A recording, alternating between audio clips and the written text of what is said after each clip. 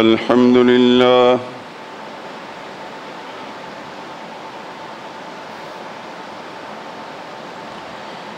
الحمد لله وحده والصلاة والسلام على من لا نبي بعده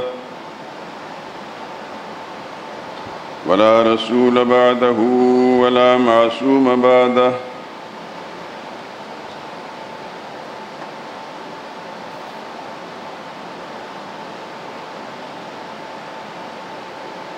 أما بعد فإن خير الحديث كتاب الله وخير الهدي هدي محمد صلى الله عليه وسلم وشر الأمور محدثاتها وكل محدثة بدعة وكل بدعة ضلالة وكل ضلالة في النار. أعوذ بالله من الشيطان الرجيم. بسم الله الرحمن الرحيم.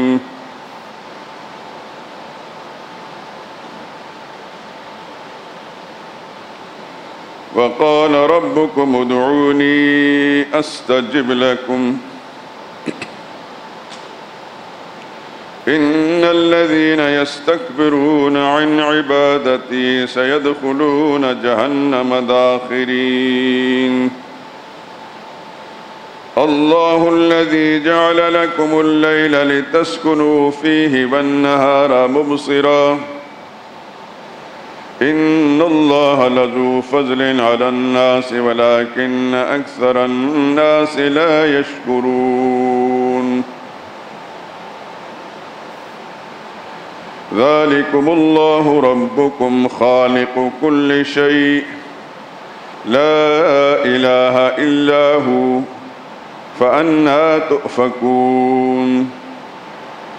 كذلك يؤفك الذين كانوا بآيات الله يجحدون. الله الذي جعل لكم الأرض قرارا والسماء بناء وصوركم فأحسن صوركم ورزقكم من الطيبات ذلكم الله ربكم فتبارك الله رب العالمين. هو الحي لا إله إلا هو فادعوه مخلصين له الدين الحمد للہ رب العالمین.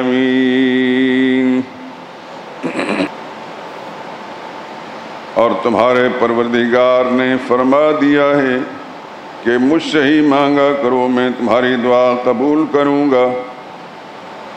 جو لوگ مجھ سے مانگنے سے کتراتے ہیں ان قریب جہنم میں ذلیل ہو کر داخل ہوں گے. اللہ ہی تو ہے جس نے تمہارے لیے رات بنائی کہ اس میں آرام کرو اور دن کو روشن بنا دیا کہ اس میں کام کرو. بلا شبہ اللہ لوگوں پر فضل کرنے والا ہے لیکن اکثر لوگ شکر نہیں کرتے. یہی اللہ تمہارا پروردگار ہے جو ہر چیز کا پیدا کرنے والا ہے. اس کے سوا کوئی عبادت اور پکار کے لائق نہیں. پھر تم کہاں بھٹک رہے ہو؟ اسی طرح وہ لوگ بھی بھٹکتے رہے جو اللہ کی آیتوں کا انکار کرتے تھے. وہ اللہ ہی تو ہے جس نے زمین کو تمہارے لیے ٹھہرنے کی جگہ اور آسمان کو چھت بنایا اور تمہاری صورتیں بنائی اور بہت اچھی صورتیں بنائیں اور تمہیں پاکیزہ چیزیں کھانے کو عطا کی. یہی اللہ تمہارا پروردگار ہے. بس اللہ پروردگار عالم بہت ہی برکت والا ہے. وہی زندہ ہے جسے موت نہیں. اس کے سوا کوئی عبادت اور پکار کے لائق نہیں.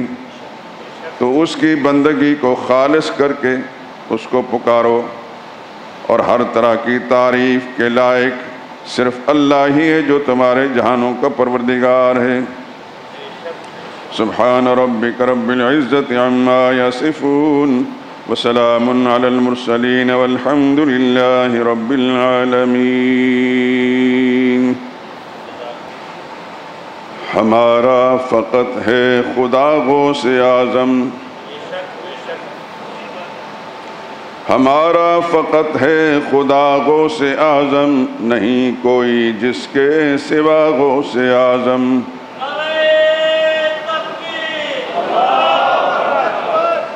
جھکیں جس کے دربار پر جن و انسان، وہ خلاق ارض و سما غوث اعظم۔ خدا کے سوا کون فریاد رس ہے، خدا کے سوا کون فریاد رس ہے، وہی ہے سمیع الدعا غوث اعظم۔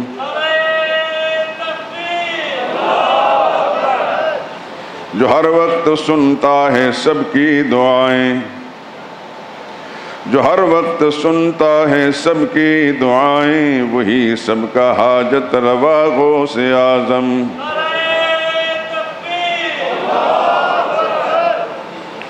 جو معبود ہے انبیاء اولیاء کا، جو معبود ہے انبیاء اولیاء کا، وہ مسجود شاہ و گدا غوث اعظم۔ رگے زندگی سے جو نزدیک تر ہے، وہ بے مثل سب کا خدا غوث اعظم۔ نہیں ہے جو محتاج ہرگز کسی کا، نہیں ہے جو محتاج ہرگز کسی کا، وہ محتاج کا آسرا غوث اعظم۔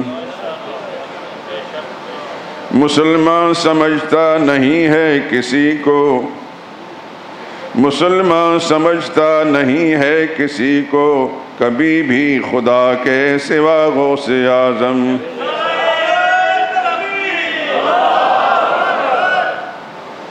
جزاکم اللہ خیرہ۔ مناسب نہیں ہم کہیں غیر حق کو، مناسب نہیں ہم کہیں غیر حق کو، مدد کے لیے آؤ یا غوث اعظم۔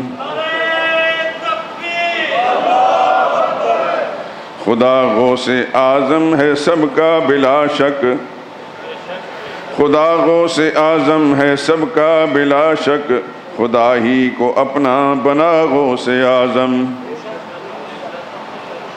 مصائب میں بس اس خدا کو پکارو، مصائب میں بس اس خدا کو پکارو، وہ غفار جرم و خطا غوث اعظم۔ خدا ہی مددگار ہے ہر کسی کا، خدا ہی مددگار ہے ہر کسی کا، وہی دافع ہر بلا غوث اعظم۔ خدا ہی کا فرما ہے جاری جہاں میں، خدا ہی کا فرما ہے جاری جہاں میں، وہ مختار روز جزا غوث اعظم۔ جو سب کے سفینے کنارے لگائے، جو سب کے سفینے کنارے لگائے، وہی سب کا مشکل کشا غوث اعظم۔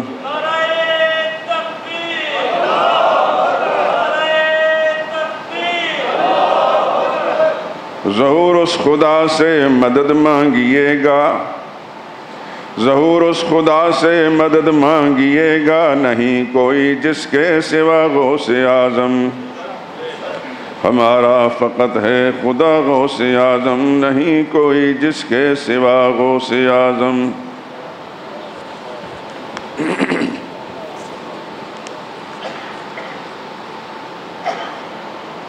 بزرگان محترم، برادران عزیز، ایک مرتبہ محبت سے، چاہت سے سرور عالم صلی اللہ علیہ وسلم کی ذات اقدس پر درود پاک پڑھ لیں۔ اللہم صلی علی محمد وعلی آل محمد کما صلیت علی ابراہیم وعلی آل ابراہیم انک حمید مجید۔ اللہم بارک علی محمد وعلی آل محمد کما بارکت علی ابراہیم وعلی آل ابراہیم انک حمید مجید۔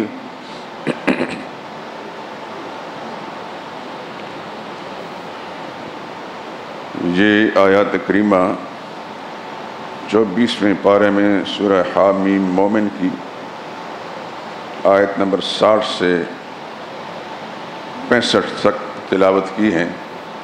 ترجمہ بھی عرض کیا ہے. پچھلے جمعے میں بھی عرض کیا تھا کہ یہ آیات جو میں بدل کر پڑھ رہا ہوں در حقیقت اسی مضمون کی تائید ہیں جو آیت الکرسی میں آپ حضرات سن چکے ہیں.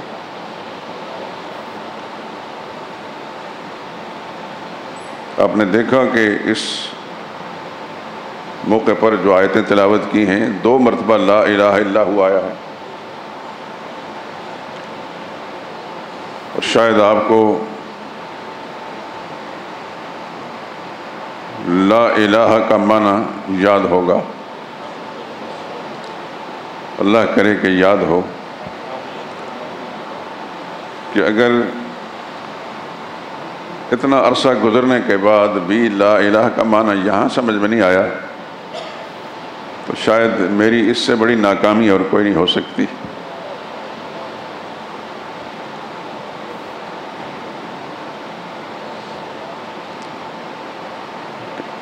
دین کی بنیاد، اسلام کی بنیاد کلمہ ہے، کلمہ توحید لا الہ الا اللہ. اس کا معنی کیا ہے؟ اللہ کے سوا کوئی عبادت اور پکار کے لائق نہیں. یہ نظم جو میں نے پڑھی اسی پکار پر ہے. غوث اعظم جو بار بار تکرار آیا ہے، سب سے بڑا فریاد رس مدد کو پہنچنے والا. مسلمان کا غوث اعظم بلکہ ساری کائنات کا غوث اعظم صرف اللہ ہے. بھٹکے ہوئے انسانوں نے اللہ کی مخلوق میں سے بھی کسی کو غوث اعظم بنا رکھا ہے، لیکن وہ بھٹکے ہوئے لوگ ہیں. وہ نہ اللہ کے قرآن کے ساتھ ان کے اس عقیدے کا تعلق ہے، نہ انبیاء اکرام علیہ السلام کے پروگرام کے ساتھ. لا الہ الا اللہ کا معنی کیا ہے؟ اللہ کے سوا کوئی عبادت اور پکار کے لائق نہیں. کیونکہ لفظ عبادت جو ہے اس کا معنی پکار ہے. الہ عربی زبان کا لفظ ہے اور عبادت بھی عربی زبان کا لفظ ہے. عربی کلمے کا ترجمہ عربی کلمے سے کیا جائے تو نہ تو کہنے والے کو سمجھ میں آتا ہے نہ سننے والے کو. الہ کا معنی پکار کے لائق. اللہ کے سوا کوئی پکار کے لائق نہیں.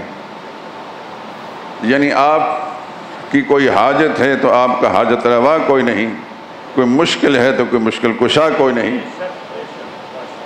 کہ جب بھی آپ کسی بھی پرابلم میں، کسی مصیبت میں خدا نہ کرے گرفتار ہوں تو آپ کا مشکل کشا صرف اللہ ہی ہے، وہی الہ ہے. یونس علیہ السلام مچھلی کے پیٹ میں جب پہنچے مشکل میں مبتلا ہوئے کہ نہیں ہوئے؟ دنیا والوں میں سے کسی کو پتا تھا کہ یونس علیہ السلام کہاں ہیں؟ یا دنیا والوں میں سے کوئی ایسا تھا جو ان کو اس مصیبت سے نجات دے سکتا؟ ممکن نہیں تھا. نہ کسی کو پتا تھا نہ ممکن تھا. تو یونس علیہ السلام نے مچھلی کے پیٹ کے اندر بھی کس کو پکارا؟ کن الفاظ کے ساتھ پکارا؟ لا الہ الا انت. کوئی مشکل کشا نہیں تیرے سوا، کوئی مشکل کشا نہیں تیرے سوا. میں مشکل میں پھنس گیا ہوں. اے اللہ، میرا عقیدہ مچھلی سے باہر تھا تو تب بھی یہی تھا اور لوگوں کو یہی مسئلہ سمجھاتا تھا. آج میں مچھلی کے پیٹ کے اندر مشکل میں مبتلا ہو گیا ہوں، یہی ایمان آج بھی قائم ہے. اس لیے تیرے دروازے پر دستک دے رہا ہوں کہ اس مشکل سے مجھے نکالیے. اور پھر مشکل سے نجات دی کہ نہیں؟ اللہ کیا فرماتے ہیں؟ وَظَنُّونِ إِذْ ذَهَبَ مُغَاضِبًا فَظَنَّ أَن لَّن نَّقْدِرَ عَلَيْهِ فَنَادَىٰ فِي الظُّلُمَاتِ. ان اندھیروں کے اندر پکار اللہ الہ الا انت، کوئی مشکل کشا نہیں تیرے سوا. انی کنت من الظالمین، مجھ سے کوتاہی ہوگی. فاستجبنا له، ہم نے یونس علیہ السلام کی اس پکار کو، دعا کو سن لیا اور قبول کر لیا. ونجیناہ من الغم، اس پریشانی سے ہم نے ہی نجات دی ان کو. اور آخری جملہ جو ہے بالکل الگ ہے، وَكَذَلِكَ نُنْجِي الْمُؤْمِنِينَ، یہ قیامت تک کے لیے اللہ کا قانون ہے۔ ایمان والا جب بھی ہمیں مشکل کشا سمجھ کر، حاجت روا سمجھ کر انہی کلمات کے ساتھ ہمیں پکارے گا، جس بھی دور کے اندر پکارے، كَذَلِكَ نُنْجِي الْمُؤْمِنِينَ، ایمان والوں کو ہم یوں ہی مشکلوں سے نکالا کریں گے۔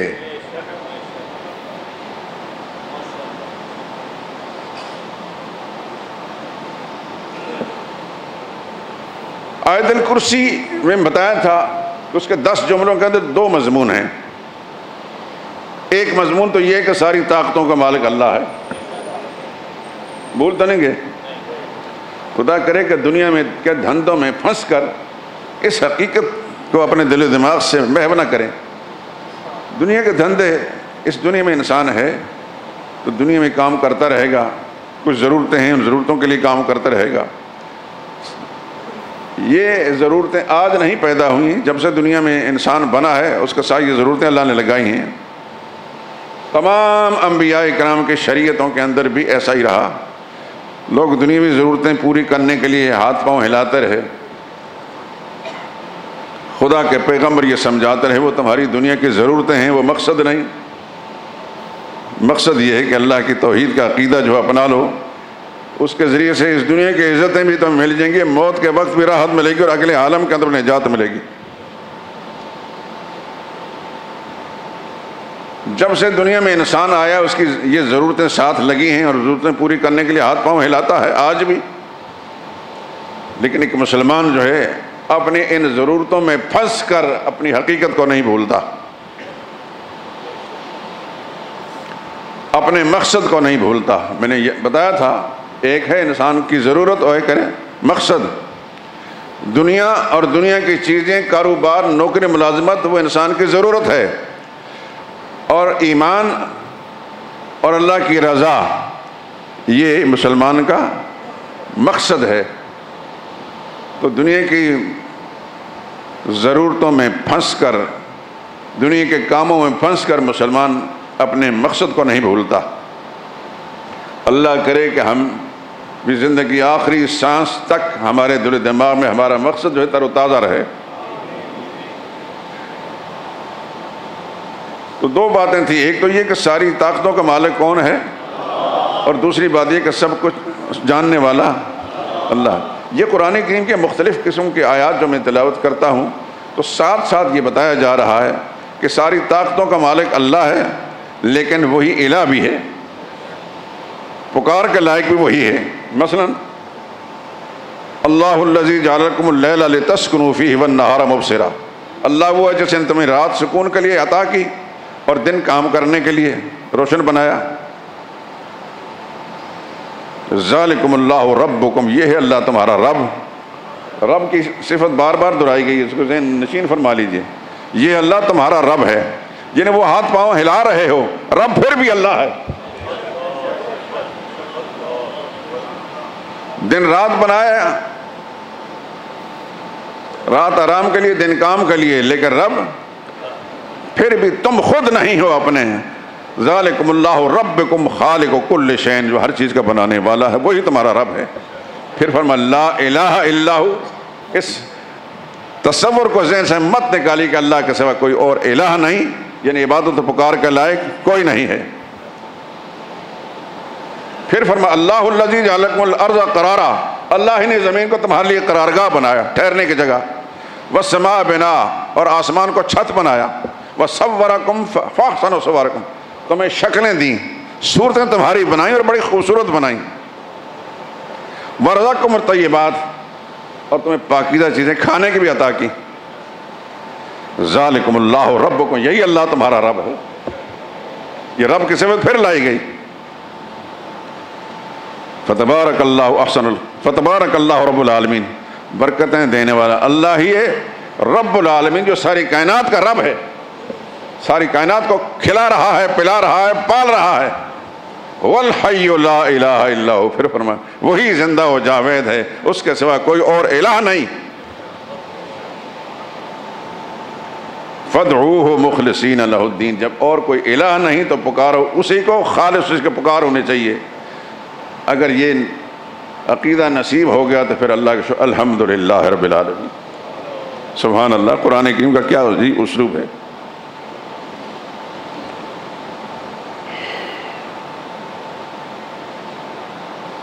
اتنی باتیں مختلف زاویوں کے ساتھ جو میں کر چکا ہوں، یہ تو عقیدہ پکا ہو گیا ہوگا کہ اللہ کے سوا کوئی بھی اختیارات کا مالک نہیں ہے،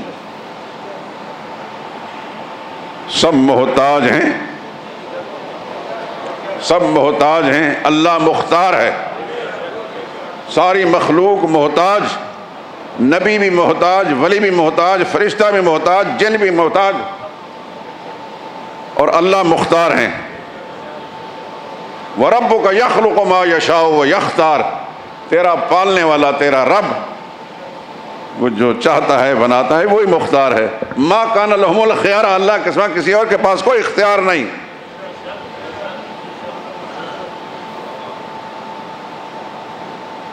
اللہ کرے کہ ہمارے مسلمان کو یہ اس بات کی اہمیت دل میں بیٹھ جائے کہ اللہ کی کتاب کے ساتھ میں نے اپنا تعلق رکھنا۔ اللہ آپ کو بھی قرآن کریم کی صحیح آشنائی نصیب فرمائے اور آپ کی نسلوں کو بھی ہدایت پر قائم رکھے، عقیدے سب کے خدا بند کو صحیح اور درست رکھے جو اللہ کو مطلوب اور پسندیدہ ہیں۔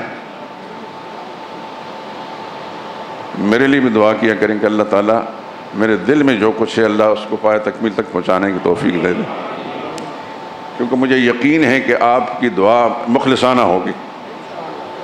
میرا آپ کے ساتھ تعلق ہے، آپ کا میرے ساتھ تعلق ہے، میں آپ کے لیے دل کی گہرائیوں سے دعا کرتا ہوں، اور آپ بھی یقیناً جو دعا کریں گے اس میں منافقت نہیں ہوگی، اس میں دوغلا پن نہیں ہوگی، اخلاص کے ساتھ ہوگی۔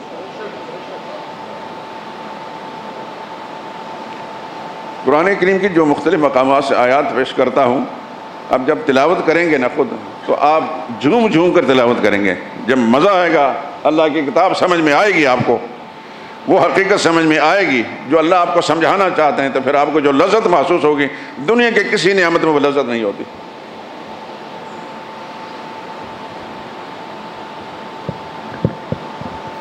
خلاصہ کیا نکلا؟ ساری طاقتوں کا مالک کون ہے؟ اور اللہ کے سوا کسی اور کے پاس ذرے کا بھی اختیار نہیں۔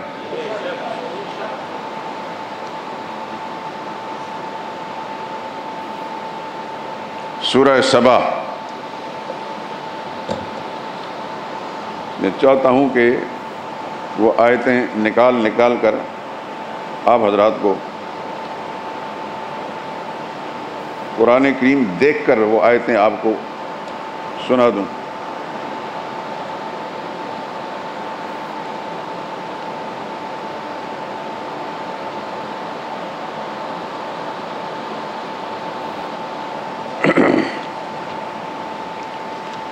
سورہ سبا یہ 22ویں پارے کی سورت ہے۔ اللہ کریم فرماتے ہیں وَالَّذِينَ تَدْعُونَ مِن دُونِهِ مَا يَمْلِكُونَ مِن قِطْمِيرٍ،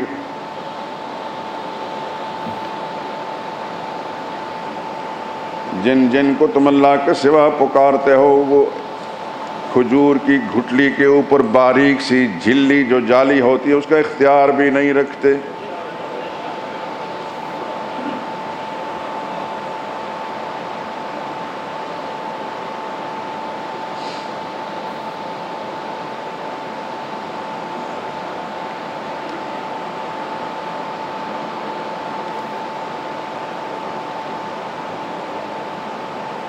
سورہ سبا کی ایک آیت پہلے سن لیں، آیت نمبر 22 ہے۔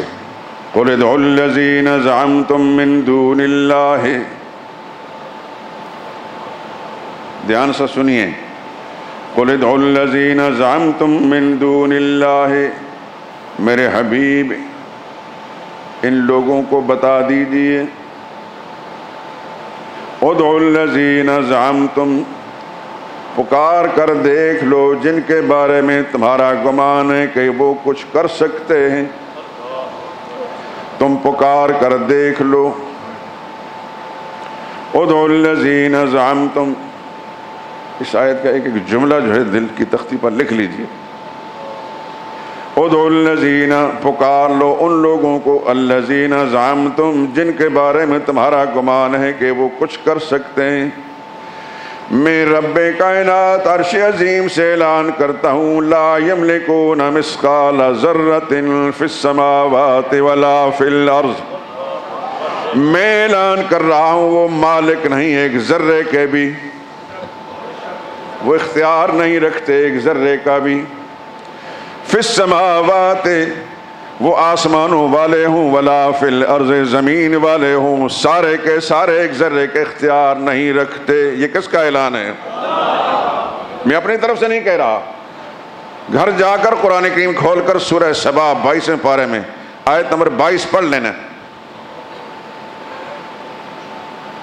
پھر سنیے۔ ادعوا الذین زعمتم، پکار کر دیکھ لو، پکارو،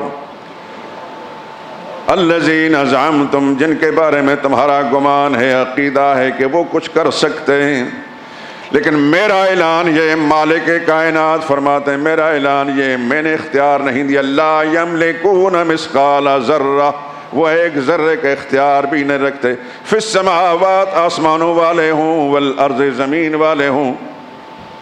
اللہ اکبر۔ اور آخری جملہ، وما لهم فیہما من شرک، عجیب جملہ ہے یہ، قسم خدا کی جب سمجھ میں آیا تو میں بے اختیار جھکنے لگا۔ آسمانوں والے ہوں یا زمین والے، ایک ذرے کے اختیار نہیں رکھتے۔ کیوں نہیں رکھتے؟ اس لیے کہ جب میں زمینیں بنا رہا تھا انہوں نے کوئی حصہ نہیں ڈالا، میں جب آسمانوں کو بنا رہا تھا انہوں نے کوئی حصہ نہیں ڈالا، کوئی میرا تعاون نہیں کیا۔ جب آسمان و زمین کو میں بغیر کسی سہارے سے، بغیر کسی شریک کے بنا سکتا ہوں، تو اس دنیا میں انسان کو 6 فٹ کے انسان کی ضرورت، اگر اس کو بنا سکتا ہوں تو اس کی ضرورتیں بھی پوری کر سکتا ہوں۔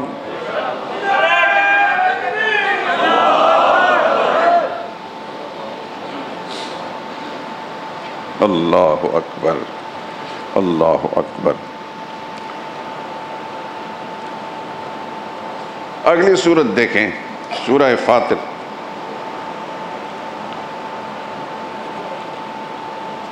اس کی آیت نمبر 14۔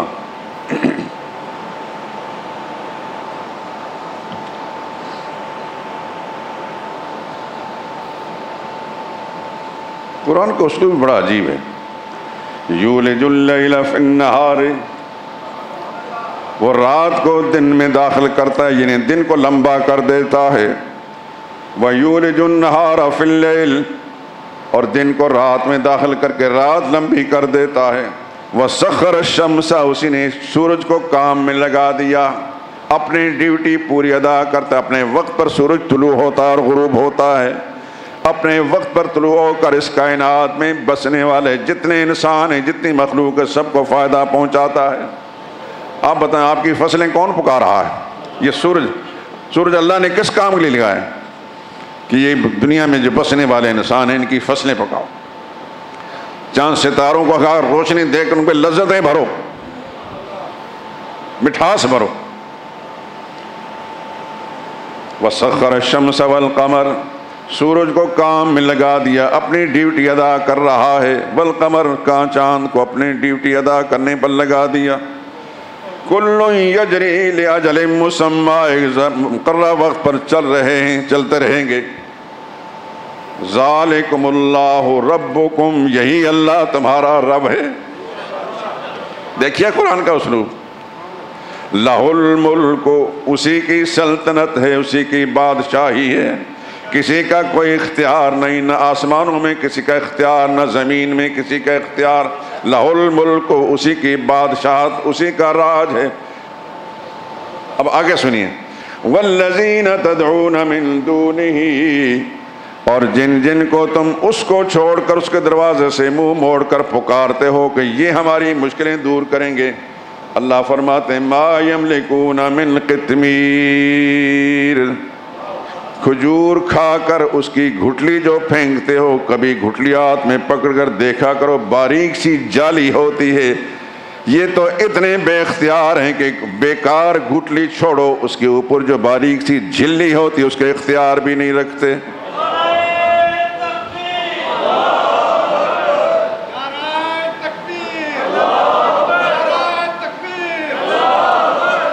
اللہ جزائے خیر عطا فرمائے آپ کو، اللہ اپنی رحمت سے اس مسئلے کو سمجھا دے، آپ مسئلہ سمجھ جائیں گے اور اس پیغام کو آگے کریں گے تو انشاءاللہ میں بھی اگلے عالم کے اندر خوش رہوں گا، مجھے بھی راحت نصیب ہوگی۔ والذین تدعون من دونہ ما یملکون من قطمیر، جن کو تم اس کے سوا پکارتے کھجور کی گھٹلی کے اوپر جالی کے مالک بھی نہیں۔ آگے ان تدعوہم لا يسمعوا دعاءکم، دل تھام کر سنیے، ان تدعوہم لا يسمعوا دعاءکم، اگر تم ان کو پکارو اپنی حاجتوں مشکلوں کے لیے، لا يسمعوا دعاءکم، تمہاری پکاروں کو نہیں سن سکیں گے۔ یہ کون کہہ رہا ہے؟ اللہ فرما رہے ہیں تم ان کو پکارو، تمہاری پکاروں کو نہیں سنیں گے، نہیں سن سکیں گے۔ لا يسمعوا فعل مضارع ہے جو حال اور مستقبل دونوں کا معنی دیتا ہے، سن بھی نہیں سکتے، سن بھی نہیں سکیں گے۔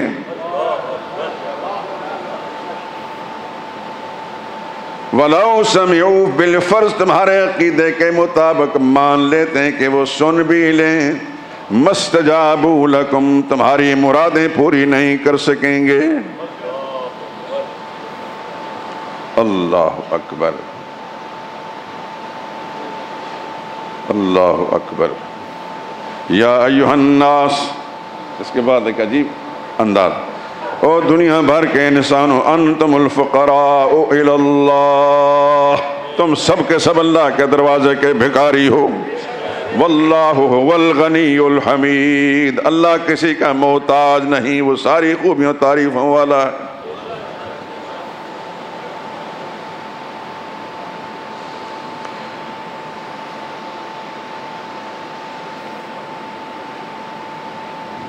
اسی سے آگے چند آیتیں ہیں، اگر کہتے ہیں تو میں سنا دیتا ہوں۔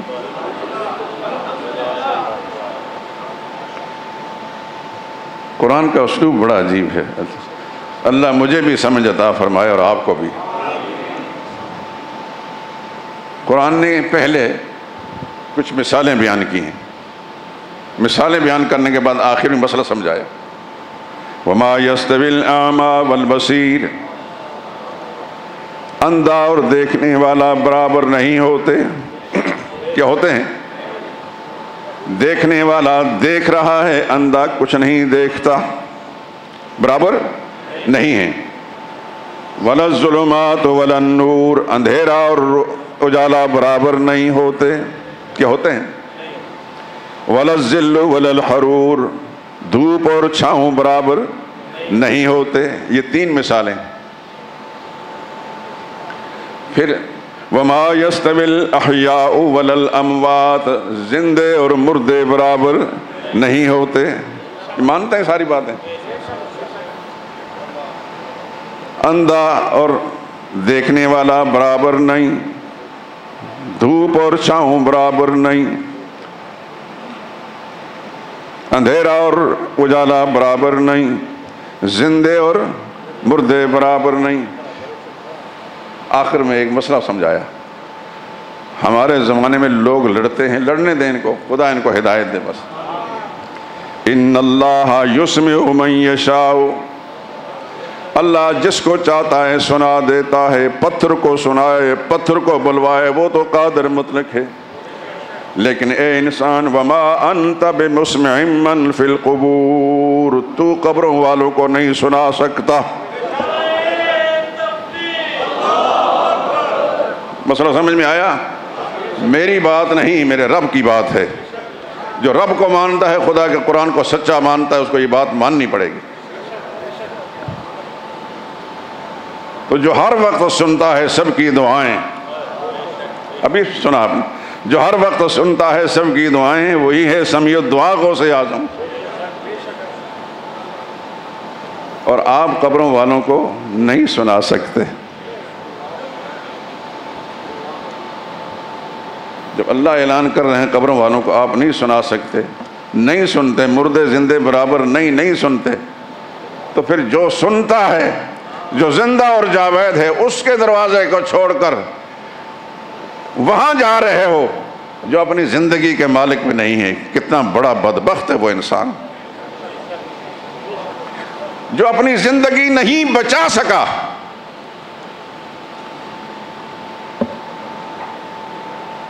جب تک دنیا میں تھا دیکھتا بھی تھا، سنتا بھی تھا، اب وہ وہاں پہنچ گیا ہے جو اپنی زندگی نہ بچا کر نہ سنتا ہے نہ دیکھتا ہے۔ تو اس کو پکارتا ہے یہ انسان جو ایک درجے اس سے آگے ہے، خود سنتا بھی ہے، دیکھتا بھی ہے، خود سنتا بھی ہے اور دیکھتا بھی ہے، اور اس کو پکار رہا ہے، نہ سنتا ہے نہ دیکھتا ہے، اور جو سب کی دعائیں اور پکاریں سنتا ہے، ساری کائنات کو دیکھ رہا ہے، اس کو چھوڑ کر۔ اس سے بڑا بد نصیب انسان کون ہے؟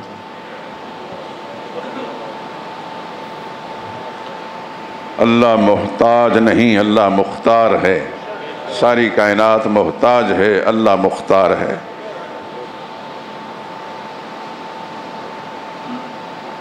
اصل قصہ یہ ہے، میں کبھی کبھی تنہائی میں بیٹھ کر سوچتا ہوں، آج کا جو مسلمان بھٹکا ہوا ہے نا، اس کا بنیادی سبب یہ ہے کہ اس کے دل سے اللہ کی عظمت کا نقشہ اتر چکا ہے۔ وہ مخلوق کی عظمت اس کے دل میں بیٹھ گئی اور خدا کی عظمت ختم ہو چکی ہے۔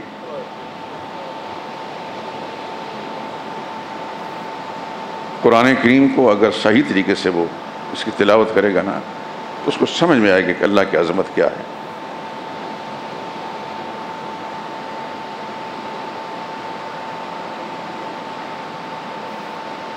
قدیر بھی ہے، قادر بھی ہے، مقتدر بھی ہے، علی بھی ہے، کبیر بھی ہے۔ ان اللہ هو العلی الکبیر۔ بصیر بھی ہے، خبیر بھی ہے۔ ساری عظمتیں، ساری کبریائیاں، سارے کمالات صرف اللہ کی ذات میں ہیں۔ اور پھر قرآن کریم کی وہ آیت میں بار بار آپ سنا چکا ہوں، وَمِنَ النَّاسِ مَن يَتَّخِذُ مِن دُونِ اللَّهِ أَندَادًا يُحِبُّونَهُمْ كَحُبِّ اللَّهِ۔ کچھ بھٹکے ہوئے بد نصیب انسان ایسے ہیں کہ مخلوق میں سے کسی سے پیار کرتے اور اتنا پیار کرتے جیسے خدا کے ساتھ کرنا چاہیے۔ اور اللہ نے فرمایا وَالَّذِينَ آمَنُوا أَشَدُّ حُبًّا لِلَّهِ۔ جو پکے ایمان والے ہیں ان کا سب سے زیادہ پیار محبت کس سے ہوتی ہے؟ اللہ سے ہوتی ہے۔ یہ بات ذہنوں سے مت اتاریے۔ اللہ سب سے بڑا ہے۔ آپ نماز کی ہر نشست و برخاست کے اندر رکوع میں، تکبیر میں، قیام میں کیا بولتے ہیں؟ اللہ اکبر۔ سوچ سمجھ کر اللہ اکبر، دھیان کے ساتھ، اللہ سب سے بڑا ہے، کوئی اور بڑا نہیں۔ جس مسلمان کی نماز اس تصور اور دھیان کے ساتھ ہوتی ہے نا، وہ نماز بہت عظیم ہوتی ہے۔ ایک بہت بڑے صوفی بزرگ گزرے ہیں ہندوستان میں،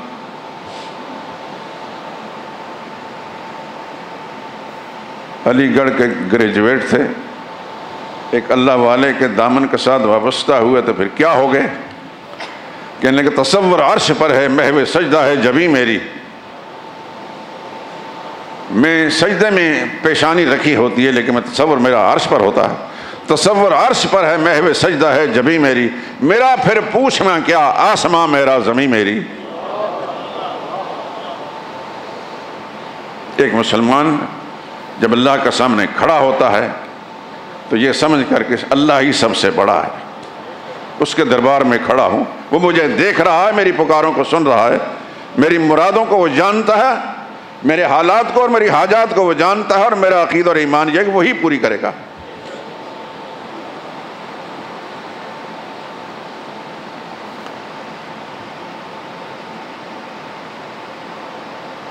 سورہ حج کی غالباً آیت نمبر 74 73، یا ایھا الناس، خدا کی قسم اس طرح کی مضمون کی آیات جس وقت پڑھتے ہیں تلاوت کرتے ہیں تو عجیب سی کیفیت ہوتی دل و دماغ کی.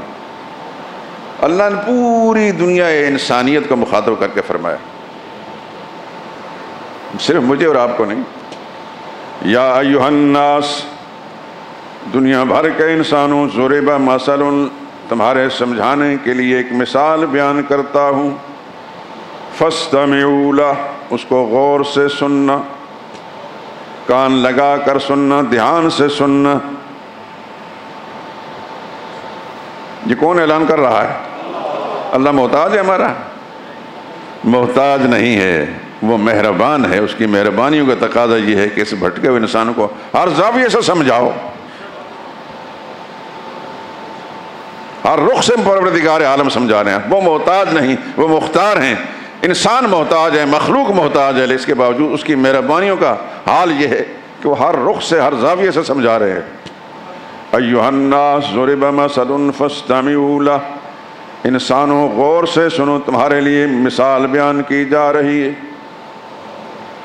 ان الذین تدعون من دون اللہ، جن کو تم اللہ کے سوا اپنا مشکل کشا، حاجت روا سمجھ کر پکارتے ہو، تمہارا عقیدہ ہے کہ یہاں سے مشکلیں دور ہو جائیں گی، حاجتیں پوری ہو جائیں گی. میں عرش عظیم کا مالک اعلان کر رہا ہوں، لن یخلقوا ذبابا، جن کو تم مشکل کشا سمجھ کر پکارتے ہو، میں اعلان کرتا ہوں ایک مکھی بھی نہیں بنا سکتے. کوئی کہانی سنا رہا ہوں میں، کوئی ڈائجسٹ سنا رہا ہوں یا خدا کا قرآن؟ لن یخلقوا ذبابا، وہ ایک مکھی بھی نہیں بنا سکتے. گرامر جو نحو اور علم معانی جو ہمارے مدارس میں پڑھائی جاتی ہے، اس کے اندر یہ ہے کہ یہ ذبابن کی دو زبریں نا ہیں نا، با دو زبر بن، جب قاعدہ پڑھتے ہیں با دو زیر بین، با دو پیش بن. لیکن اس میں بھی کوئی حکمت ہے. ذبابن کی جو دو زبریں ہیں، اس کے لیے علم معنی والے کہتے ہیں کہ یہ تنوین کبھی تعظیم کے لیے ہوتی ہے، کسی چیز کی عظمت بیان کرنے کے لیے، کبھی یہ تنوین تحقیر کے لیے ہوتی ہے، اس چیز کی حقارت بیان کرنے کے لیے. تو یہاں ذبابن جو ہے یہ اس کی حقارت بیان کرنے کے لیے. بڑی مکھی نہیں، بہت چھوٹی سی مکھی. لن یخلقوا ذبابن، بہت چھوٹی سی مکھی جو بڑی شرارتی ہوتی ہے، بڑی تیزی سے بھاگتی ہے، کبھی کبھی ناک میں گھس جاتی ہے. اللہ فرماتے ہیں بڑی نہیں، چھوٹی سی مکھی بھی نہیں بنا سکتے. والا وجتمعوا، سارے کے سارے جمع ہو جائیں، سب اکٹھے ہو جائیں، اگلے پچھلے اکٹھے ہو جائیں، ایک مکھی بھی نہیں بنا سکتے.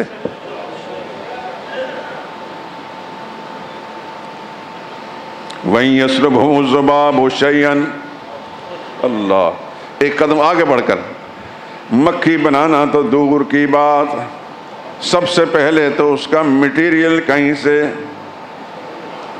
لانا پڑے گا. دنیا میں کسی نے دیکھا کہ مکھی کا مٹیریل ہو گئی؟ پاکستانیوں کے پاس سائنس کتنی ترقی کر گئی ہے، امریکہ کے پاس، روس کے پاس، جاپان، فرانس کے پاس مکھی کا مٹیریل، اس کا مواد جس سے اس کا جسم بنتا ہے، پوری روئے زمین میں کسی کے پاس نہیں ہے. سب سے پہلے تو اس کا مٹیریل لانا پڑے گا، پھر اس کے بعد کوئی ایسا قالب لانا پڑے گا جیسے مکھی بنائی جاتی، جس میں اس کے سر بھی بنے تو پر بھی بنے تو پیر بھی بنے تو آنکھیں بھی بنے. پھر اس کے بعد اگلا مرحلہ ہے اس میں وہ روح اور زندگی ڈالنے کی، وہ کون ڈالے گا؟ پھر اس میں وہ پھرتی والی تاثیر وہ کون پیدا کرے گا؟ یہ تو مشکل کام ہے، چھوڑو اس کو. وَإِن يَسْلُبْهُمُ الذُّبَابُ شَيْئًا، وہ چھوٹی سی مکھی کوئی چیز ان سے چھین کر لے جائے، ان کے نام کی نیازوں کا کوئی دانہ اٹھا کر لے جائے، ان کے چڑھاووں کا کوئی دانہ، مکھی اڑتی ہوئی آ کر اس دانے کو پکڑ کر لے جائے، اس دانے کو چھیننے کے لیے، چھڑانے کے لیے دنیا بھر کے اسلحے لے کر لوگ پیچھے دوڑیں، نیازیں دینے والے دوڑیں کہ ہمارے حضرت صاحب کی نیاز لے گئی۔ اللہ فرماتے ہیں لا یستنقذوہ منہ، سارے کے سارے مل کر پوری توانائیاں صرف کر کے بھی اس ذرے کو اس مکھی سے واپس لے نہیں سکتے، چھڑا نہیں سکتے۔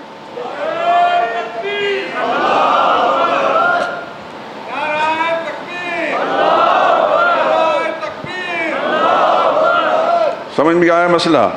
اللہ فرماتے ہیں ضعف الطالب والمطلوب، اللہ کے سوا کسی اور کو پکارنے والا بھی بودا اور کمزور ہے، جس کو پکارا گیا ہے وہ بھی بودا اور کمزور ہے۔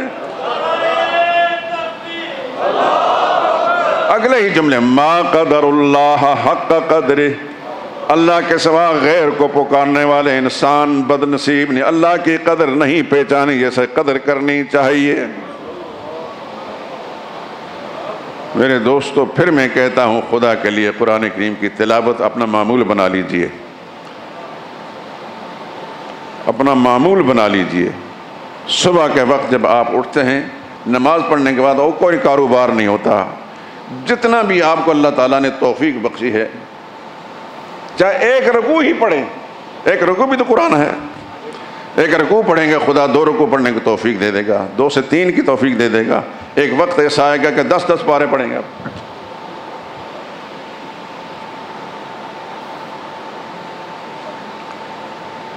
ارادہ کر لیں رب سے مانگ کر کہ یا اللہ مجھے توفیق دے دے، کہ کوئی کام بھی تیری توفیق کے بغیر نہیں ہوتی، تو انشاءاللہ اللہ ہر کام میں آسانیاں پیدا کریں گے۔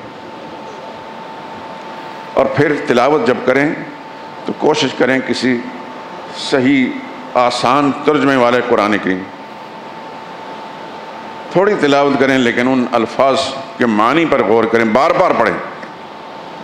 نہ سمجھ میں آئے تو کسی عالم سے پوچھیں جو صاحب علم ہو، اور صاحب علم کی میں ہمیشہ ایک بات کہا کرتا ہوں، جس کے علم پر بھی آپ کو اعتماد ہو، جس کی دیانت پر بھی آپ کو اعتماد ہو، مسئلہ غلط نہیں بتائے گا۔ جاہل سے نہ پوچھیں، جاہل نہیں بتا سکتا۔ عالم سے پوچھیں، لیکن عالم بھی وہ جو خائن نہ ہو، دیانتدار ہو، کیونکہ ہمارے اس معاشرے میں سبھی جنس موجود ہے۔ اللہ ہماری اصلاح فرما دے، اللہ اپنی رحمت سے ہماری خامیوں کو دور فرما دے۔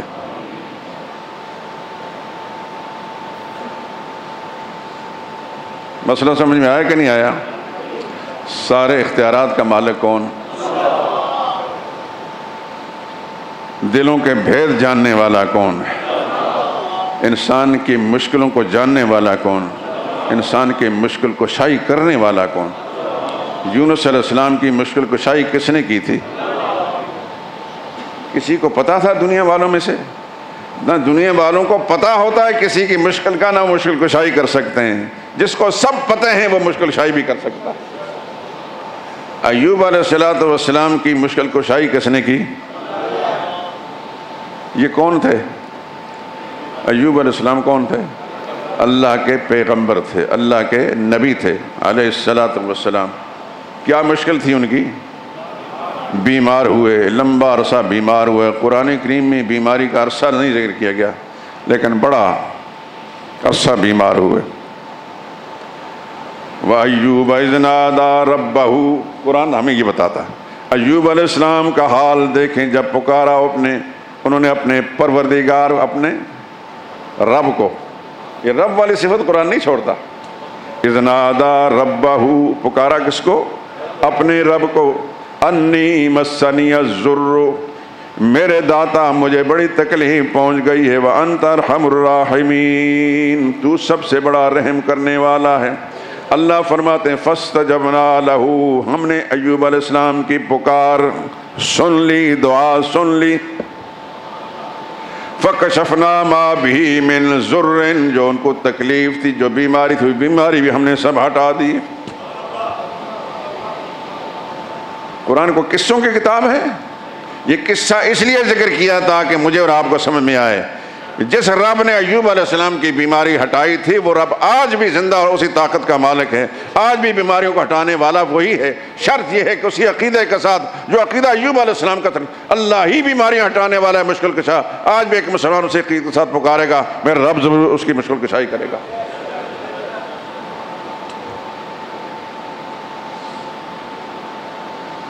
زکریا علیہ السلام ایک پیغمبر گزرے ہیں علیہ الصلوۃ والسلام، پتہ ہے آپ کو، خدا کا شکر ہے کہ مسجد کے اس مسجد کے نمازیوں کو اشارہ کریں تو بات سمجھ میں آ جاتی ہے کہ کس کا ذکر کیا جا رہا ہے، کہ کیوں ذکر کیا جا رہا ہے۔ یہ ایک پیغمبر تھے، 100 سال کی عمر کو پہنچے، گھر میں اولاد نہیں تھی، لیکن پھر بھی اللہ کی رحمت سے مایوس نہیں ہیں، پکارتے ہیں رب کو۔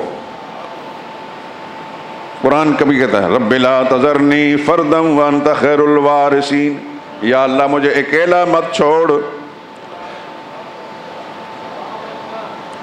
رب حب لی من لدنک ذریۃ طیبۃ انک سمیع الدعاء، یا اللہ اپنی جناب سے مجھے اولاد عطا فرما، لیکن نہیں، اتنی بات نہیں، ذریۃ طیبۃ، اولاد بھی طیب پاک اولاد عطا فرما، نیک اولاد عطا فرما۔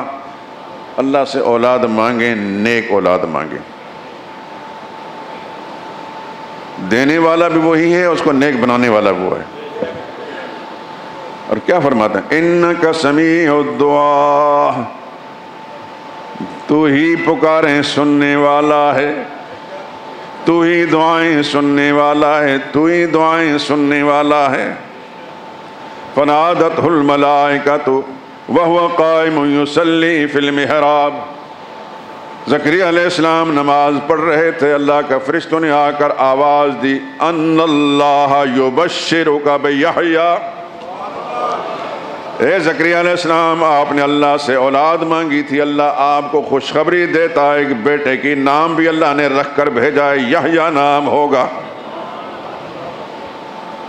اللہ اکبر، دیا کہ نہیں دیا؟ قرآن کریم میں آتا کہ زکریا علیہ السلام نے حیرت کا اظہار کیا، انا یکون لی غلام وقد بلغنی الکبر وامرأتی عاقر، یا اللہ میں تو بوڑھا ہو چکا ہوں، میری بیوی بانجھ ہو چکی ہے، وہ بھی بچے جننے کے قابل نہیں، کیسے ہوگا؟ قال کذالک، اللہ فرمائے یہ سوچنا آپ کا کام نہیں، اللہ اکبر، یوں ہوگا جیسا ہم نے فیصلہ کر دیا۔ پھر ہوا کہ نہیں ہوا؟ اللہ نے بیٹا دیا اور بیٹا بھی نبی بنا کر بھیجا۔ قرآن کریم کے یہ قصے میرے لیے، ہر مسلمان کے لیے، آپ کے لیے ایک مستقل سبق موجود ہے کہ جس طرح کی مشکل میں وہ پیغمبر مبتلا ہوا، آج کا مسلمان بھی اس مشکل میں مبتلا ہو، جس ذات نے اس کی مشکل کشائی کی تھی، اس انسان کی مشکل کشائی بھی وہی ذات کر سکتی ہے۔ شرط ایمان ہے۔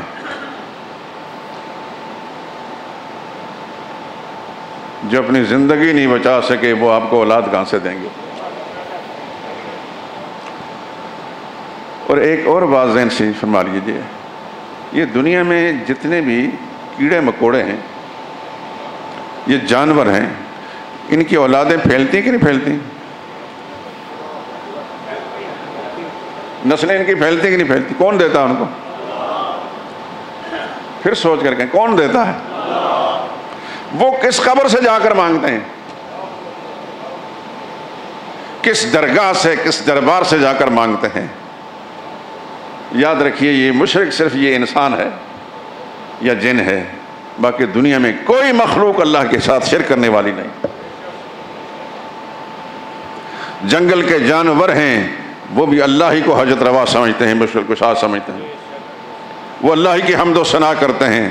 سمندری مخلوق ہے، اللہ ہی کی حمد و ثنا کر رہی ہیں۔ فضا میں اڑنے والے پرندے ہیں، وہ اللہ ہی کی حمد و ثنا کرتے ہیں۔ تسبح لہ السماوات السبع والارض ومن فیہن، ساتوں آسمانوں کے بارے فرمایا، ساتوں آسمان بھی اللہ کی تسبیح بیان کرتے ہیں، ساتوں زمینیں بھی اللہ کی تسبیح بیان کرتے ہیں، ومن فیہا، جو کچھ ان کے بیچ میں ہے وہ اللہ کی تسبیح بیان کر رہے ہیں۔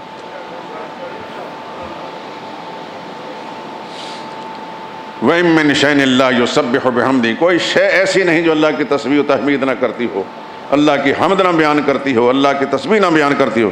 وَلَٰكِن لَّا تَسْمَعُونَ تَسْبِيحَهُمْ، اے انسانوں تم ان کی تسبیحات کو سمجھتے نہیں، اس لیے تمہیں نہیں پتہ چلتا کہ کون تسبیح کر رہا ہے۔ وہ اللہ ہی کو اپنا حاجت روا سمجھتے ہیں، مشرق شاہ، اللہ ہی ان کی مرادیں پوری کرتا ہے۔ دنیا میں جتنی مخلوق ہے انسانوں کے علاوہ شمار میں آ سکتی ہے؟ کوئی گن سکتا ہے ان کو؟ پیدا کس نے کیا؟ رزق کون دے رہا ہے؟ کون سی ان کی دکان ہے؟ کون سا پلازا ہے؟ کون سی ان کی فیکٹری ہے؟ کون سی ان کی ملازمت ہے؟ ان کی کوئی فیکٹری نہیں، کوئی ملازمت نہیں، کوئی پلازا نہیں، کوئی زمینیں نہیں۔ جس رب نے ان کو بنایا ہے، پیدا کیا ہے، وہ ان کی ضرورتوں کو سمجھتا ہے اور ان کی ضرورتوں کو پوری کر رہا ہے۔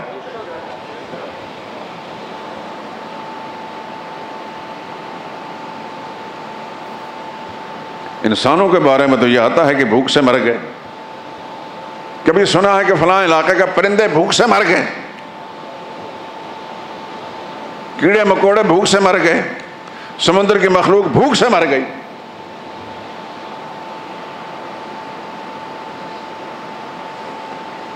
جو ساری مخلوق کو بنانے اور پیدا کرنے والا ہے، ان کی ضرورتوں کو جاننے والا اور پورا کرنے والا وہی ہے۔ وہ چیزیں ہمارے لیے مستقل ایک سبق ہے، جو رب ان کو پیدا کر کے ان کی ضرورتیں سمجھتا ہے، پوری کرتا ہے، وہ رب ہمیں بنا کر ہماری ضرورتیں نہیں سمجھتا؟ کیا اس اللہ نے ہمیں در در کی ٹھوکروں میں ڈال دیا ہے کہ ہماری پکاروں کو نہیں سنتا؟ شرط یہ ہے کہ ہم اللہ کو اللہ اپنا رب مان کر پکاریں، اللہ اسی طریقے سے ہمارے رزق کا انتظام کرے گا جسے دوسری مخلوق کا کرتا ہے۔ حضرت مریم صدیقہ کا تذکرہ تو آپ نے قرآن کریم میں پڑھا ہے، علماء سے سنا ہوگا۔ چھوٹی سی بچی تھی، ان کی ماں نے اللہ کے نام کی نظر مانی تھی کہ اللہ کے گھر کی بات کی خدمت کے لیے میں چھوڑ دوں گا۔ زکریا علیہ السلام ان کے خالو تھے، ان کے حوالے کر دیں۔ زکریا علیہ السلام کسی کام کے لیے جاتے ہیں، کمرے میں اس بچی کو چھوڑ کے چلے جاتے ہیں۔ کلما دخل علیہا زکریا المحراب وجد عندہا رزقا، قرآن کہہ رہا ہے۔ زکریا علیہ السلام باہر سے آتے، دروازے کا تالا کھول کر دیکھتے، چھوٹی سی مریم بچی، ان کے پاس ہر قسم کا رزق پھل موجود ہوتے۔ اللہ کے پیغمبر پوچھتے انا لک ھذا، یہ کہاں سے آیا؟ قالت هو من عند اللہ، میرے رب نے بھیجا ہے۔